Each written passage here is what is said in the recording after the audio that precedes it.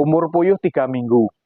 Yang dipertanyakan di sini, berapa hari lagi Pak itu harus bertelur? Nah, Halo, ini geng. kawan-kawan di sini. Assalamualaikum warahmatullahi wabarakatuh. Selamat pagi ya, selamat pagi menjelang siang. Untuk rekan-rekan semuanya, terima kasih sudah selalu hadir, selalu nonton, selalu menyimak, selalu belajar sama-sama kita di sini. Jadi tidak ada yang paling pinter di sini. Kita semuanya ini sama-sama peternak ya, sama-sama belajar ya, sama-sama yang banyak kendala. Bukan berarti saya itu ngonten terus saya nggak ada kendala, saya nggak ada masalah. Nggak juga kawan. Banyak juga masalah yang kita hadapi di dalam peternakan itu banyak juga. Bukan kok urusan semuanya itu mulus, semuanya berjalan dengan lancar, tidak ada masalah, itu nggak juga. Nggak seperti itu kawan.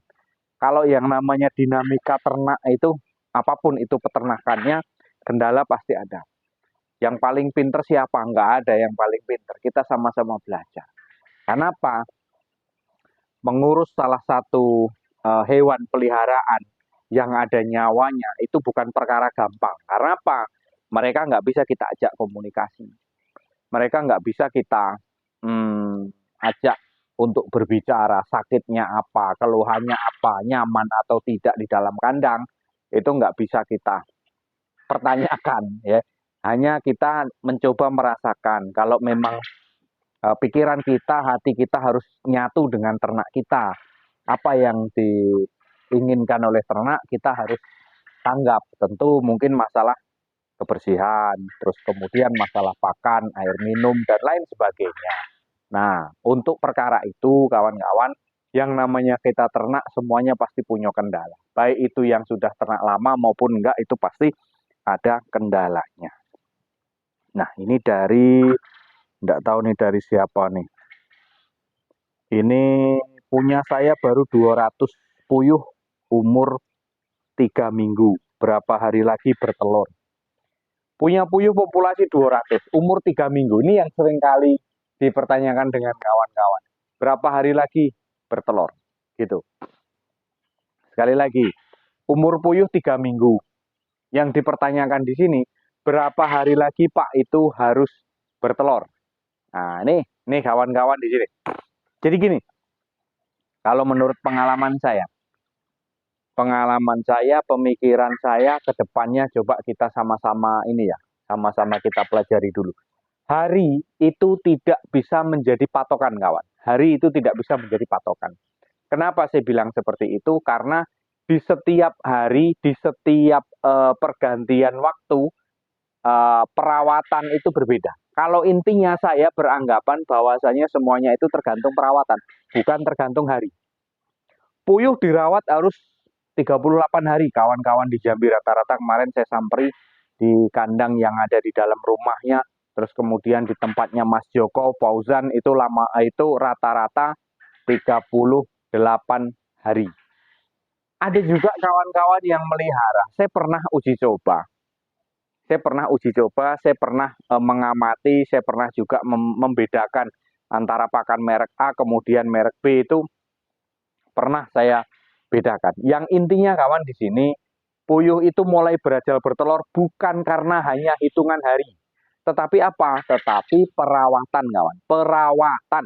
Kalau hitungan hari itu tidak bisa menentukan kapan ini puyuh belajar bertelur atau tidak. Intinya adalah perawatan. Yang pertama, masalah pakan. Ini kita berbicara untuk merawat puyuh. Bukan tergantung hari ya bertelurnya ya. Ini kita berbicara puyuh, tetapi di situ puyuh itu yang betina. Yang betina artinya petelur kawan, bukan pejantan. Kalau pejantan kita pelihara sampai dia akhir juga ya nggak bakalan dia petelur. Oke, yang pertama adalah masalah pakan.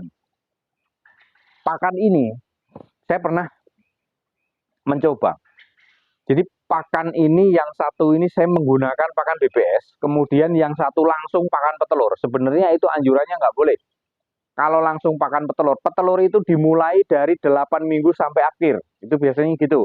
Nah, terus kemudian pakan pedaging yang starter awal itu biasanya dimulai dari 1 hari sampai 7 hari atau sampai 30 hari atau sampai bertelur gitu. Nah, jadi di sini kita tidak bisa berpatokan dengan hari. Pak, sudah hari 45 hari, kata Pak Edi 45 hari bertelur. Ada yang bilang 60, ada yang 38, yang mana yang benar? Kalau mau kita ambil referensi dari hari itu nggak bisa kawan. Sekali lagi itu nggak bisa. Hari tidak bisa jadi patokan. Kita pakai hari misalkan, Pak di 45 hari dia bertelur, kok ini bisa sampai 60 hari? Kita lihat kasusnya apa? Ternyata pakan. Gitu. Pakan itu kalau bisa, itu proteinnya yang tinggi, di atas 20%. Rata-rata kawan-kawan itu kalau di Jambi, ada yang menggunakan BPS, ada yang menggunakan kompit BR1, pedaking untuk ayam, itu dipakai untuk puyuh. Nah, itu gitu kawan.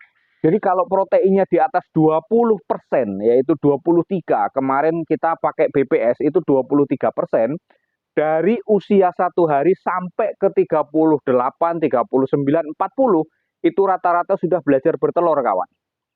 Itu rata-rata sudah belajar bertelur. Bukan hanya merek itu saja, yang penting proteinnya tercukupi. Artinya di atas 20%. Gunakan protein yang 23%, ya. 21 atau 22 sampai ke 23%. Itu biasanya yang sudah kita alami di umur 30-an 8, 39, 40, 45 hari itu sudah belajar bertelur. Itu sudah belajar bertelur.